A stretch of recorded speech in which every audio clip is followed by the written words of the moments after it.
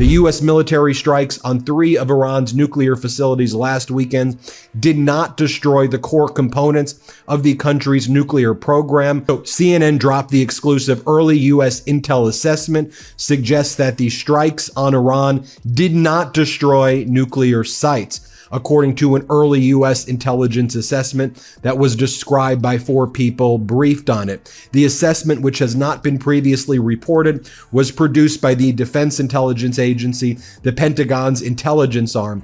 Trump canceled a classified meeting just because some secrets got out. What is he hiding this time? And what's all this fuss about a failed Iran strike? The details will leave you stunned and maybe give you a good laugh too. Before we move on, I'd like to ask you a small favor. If you appreciate this content, please take a second to like this video and subscribe to the channel. Over 98% of you watch the videos without subscribing. It costs you nothing, but it makes a huge difference to us. So, did you click the subscribe button? Great, thank you so much. Now, back to the video. What if Trump's so-called total obliteration of Iran's nuclear plans was more of a total flop? According to leaked US intelligence, that might be exactly what happened. While Trump was out there boasting about a major strike that supposedly set Iran's nuclear ambitions back to the Stone Age, an assessment from the Defense Intelligence Agency paints a much less dramatic picture, one that involves no obliteration and certainly no stones. Instead, the strikes reportedly delayed Iran's nuclear program by just a few months. A few months. That's barely enough time for someone to binge watch all of Netflix's bad reality shows, let alone dismantle a whole country's secret project. The latest intelligence coming out right now is that the United States operation on the Iranian nuclear facilities was largely a failure. A centrifuge at one of the facilities remains intact, and also it's being reported as well that Iran's enriched uranium stockpile was largely moved before U.S. strikes, according to a new New York Times report. They were not destroyed, rendering the mission by and large a failure, in stark contradiction to what Donald Trump was repeatedly posting over and over again. Now, think about this for a second. Trump calling the operation a massive success is a lot like a kid failing miserably on a math test, then running home and screaming, "I got 100%. Sure, the numbers are technically involved, but the reality just doesn't add up. This isn't the first time Trump has gone full brag mode either. Remember when he claimed the US economy was the greatest in history, even though experts pointed out again and again that wasn't quite the case. The dude treats facts like bad breakup texts. He ignores them and makes up his own story. But let's talk numbers, because if there's one thing that cuts through the noise, it's cold, hard data. Reports from CNN and the New York Times back up the leaked assessment, showing how the operation fell incredibly short of Trump's loud promises. Intelligence officials have openly said the gains were minimal and temporary.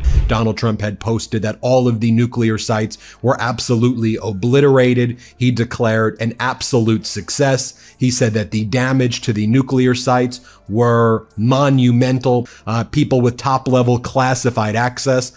This classified meeting was abruptly canceled at Donald Trump's demand. Donald Trump refused to make people from his administration accessible. It seems that Donald Trump was trying to cover up the latest intelligence out there, which is that these operations that Trump was bragging about did not achieve the objective of the mission. And some insiders even implied the strikes could have motivated Iran to move their operations further underground, both literally and figuratively. So not only did Trump's plan flop, but it might have made the situation worse. That's like smashing the TV with a baseball bat because the remote wasn't working, and then blaming the TV. Classic Trump. Now, here's the kicker. When asked about the leaked report, Trump brushed it off with his usual charm, calling the source a low-level loser. Yep, all that energy went into dodging accountability rather than addressing the facts. Which kind of makes you wonder, what's he so desperate to hide? Maybe it has something to do with what he did next, canceling the entire classified briefing on the matter. Let's just say, this tantrum might be the juiciest part of the story. What does a stable genius do when things start slipping through the cracks? Simple, he pulls the plug.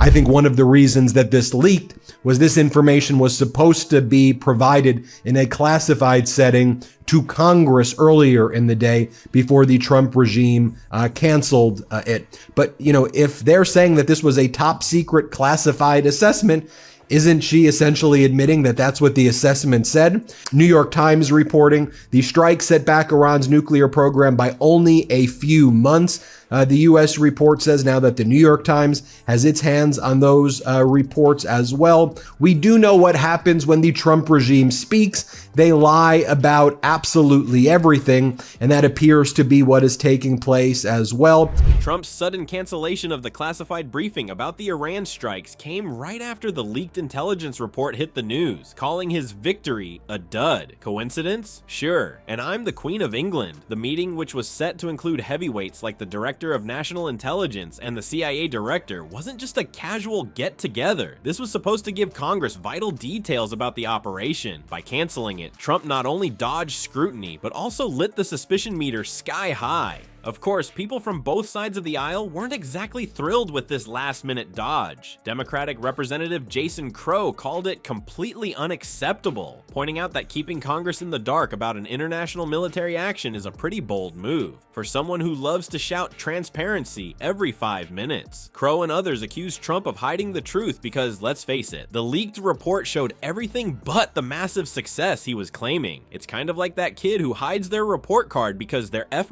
in math somehow didn't match their loud promises of being a genius. They say the campaign against Iran is not over and that strikes will almost certainly continue. Seems like the ceasefire that Donald Trump claimed existed, which we were telling you seemed to be BS as well, that is not being followed either. The latest data that we have from Israel's military chief of staff, no wonder Donald Trump's approval right now has sunk to 40%, his disapproval's at 50%. This is Trump's lowest approval from the Gallup poll. And yet, it's not just about hurt feelings here. The canceled briefing has much bigger implications. For starters, skipping this meeting wasn't just a slap at Congress. It was a slap at the whole idea of accountability. When leaders manipulate the story or refuse to face hard questions, it raises bigger concerns about credibility. If Trump can sweep this under the rug, what else might he be hiding? The leaked intelligence already showed that the strike may have done more harm than good, pushing Iran to dig deeper, literally into their nuclear ambitions. But instead of transparency, the White House chose to aim their fire at the leak itself, brushing it off with another insult. Anonymous, low-level loser. Classic. But Trump's critics aren't letting this go quietly. The narrative is slipping out of his hands, and it's already starting to shake up his approval rating. Trump's usual playbook of spin and bluster seems to have backfired spectacularly this time, claiming Iran's nuclear program was completely obliterated when intelligence says otherwise hasn't helped anyone, least of all Trump himself. Even the Defense Intelligence Agency basically called his bluff, making that total victory sound more like a temporary speed bump. And let's not forget his tantrum-fueled briefing cancellation, which has only fueled suspicions and damaged trust. If this is what a very stable genius calls leadership, maybe it's time for all of us to pay attention, because if this is the tip of the iceberg, what's still underwater?